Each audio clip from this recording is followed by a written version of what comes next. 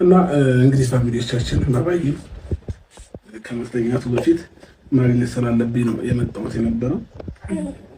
እንቅልፍሽ መጣ ሲል ማስተኛ ሳይ አብርሃም እንዴት ነው ልጅ ያለው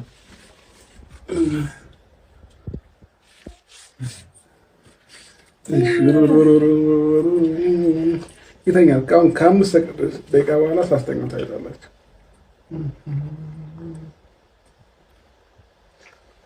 ይተኛል። ሲተኛ ልጅ እንደዚህ ነው። እሺ ለሌላ ጊዜያችሁ ማለት ነው። እና እንግዲህ ፋሚሊዎቻችን ዛሬ የመጣንበት ጉዳይ ይህንን ይመስላል። ሩታ ሳሎን ነች ያለችው ከልጄ ጋር እንደሆን ብላ ነው የተወችኝና አቤት ልዝጋውቅ ጫማዎቹን በፌስታል አድርጌ መኪና አንዱንም ሻንጣ አስገብቻለሁ። የቀድሜ ሻንጣ ብቻ ነው ማለት ነው።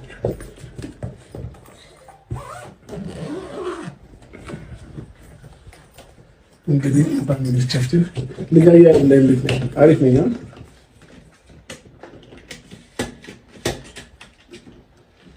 ባባዬን እንግዲህ አንዳንድ ጊዜ እንዲህ እየመጣን እንጠይቀዋለን። ከዛ እንግዲህ ህይወት ይቀጥላል ማለት ነው። እና እንደዛ ነው። ሩታ ሳሎን ይዤ ወጣሁ። የሆነ ነገር አተለብሰውም ነበር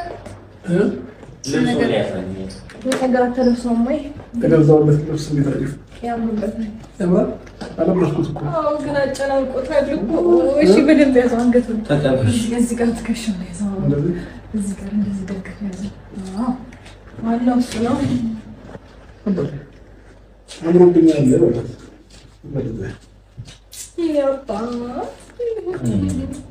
በጨነቀ ነፍሱ እኮ ይሄ ጌታ እንደዚህ ጋር ላልጎ ፊልም ጨነቀላበት እንደዚህ ያስተኛ አቦቴ ወለውቹ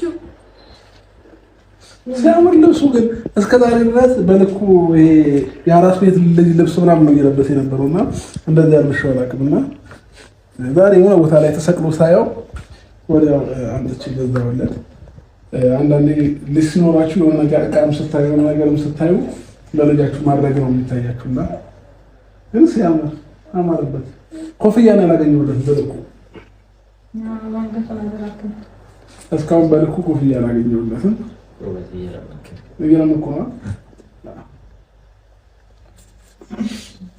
እና ለማንኛውም መልካም ጊዜ ሁላችሁ ፍቃደኛ ሆነሽ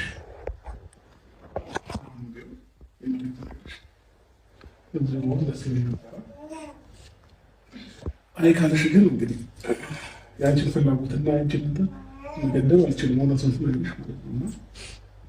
ፍላጎትሽን ነው እንድናገር የምፈልገው ማለት ነው። ሲቀጥል ከአንተ ብቻሽን ስለመጣሁ ከአንቺ ፍላጎት ወዴትም ፈቀቅ ማለት አልፈልግም። ምንም የለበት እንደዛ ሲጀምር ተነጋግረን ይሄን ነገር ያደረግነው። እኔም ወደዚህ ለመመለስ ሀሳቤን የቀየርኩት አንተ ከዚህ ሌላ ቦታ ነው ስላልከኝ እንጂ ቤት እኮ ነው እኮ ሌላ ቦታ ስላልተከራየሁ ነው። ገባሽ? በከራይ ነው ችግር አልነበረውም ማለት እኮ ሌላ ነገር አዘጋጃጆች ያለው አላልኩም እንዴ? ባለፈው ነው አዘጋጃጆች ያለው ያልኩሽ አንቺ እንድትመጪ ስለፈለኩ ነው። እና እዚህ መተሽ ደግሞ ሀሳብሽን መስቀየር ይችላል መሰለኝ ነው። እንደዛ ማድረግ አልችልም እኔ በዚህ ሰዓት አይሆንም እኮ ቢያንስ ቤት ለመፈለግ አንድ ሳምንት ምናምን ያስፈልጋል እኮ አይደል? ምንም አሁን የምኖርበት ቤት የለም እያልክ ነው? አዎ እውነት ሆቴል ነው የምኖረው። ቤት እስካገኘ ድረስ ሆቴል ነው የምኖረው ማለት ኖርማል ነው። ሆቴል ከዚህ በፊት እኮ ሆነ ታውቃለህ አይደል? ስለዚህ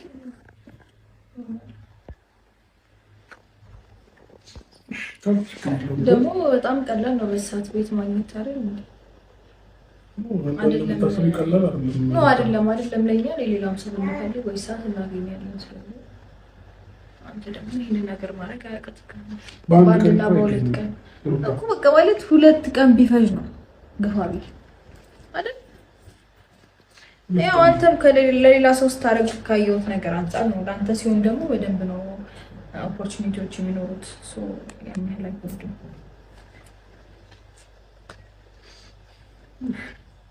ግን እሺ ብትይኝና ቢያንስ እስካገኝ እንኳን ከአንቺ ጋር የሆነ ነገር እኮ እያልኩኝ አይደለም። አንዱ ክላስ ላይ መኖር እችላለሁ ብታለኝ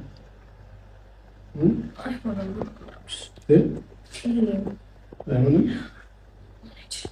ምን ችግር አለው?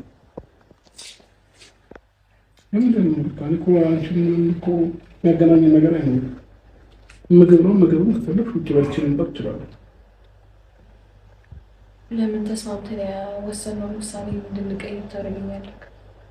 ሲጀመር የሚቀየር ሀሳብ አይደለም። ሲቀጥል ደግሞ ኦልሬዲ አንዴ ተነጋግረን ከወሰንና ከተስማማን በኋላ ለምን ታስጨንቀኛለህ? እያስጨነኩሽ እኮ አይደለም። አሁን ፍላጎትሽ ካልሆነ እኮ ላስገድድሽ አልችልም። ያን በአንቺ ፍላጎት ነው የምንቀሳቀሰው። ሀሳብ የምቀይርበት ምክንያት አይኖርም። ምክንያቱም በቃ ተነጋግረን ወስነን ነው እንደዚህ አይነት ነገር ውስጥ የገባ ነው።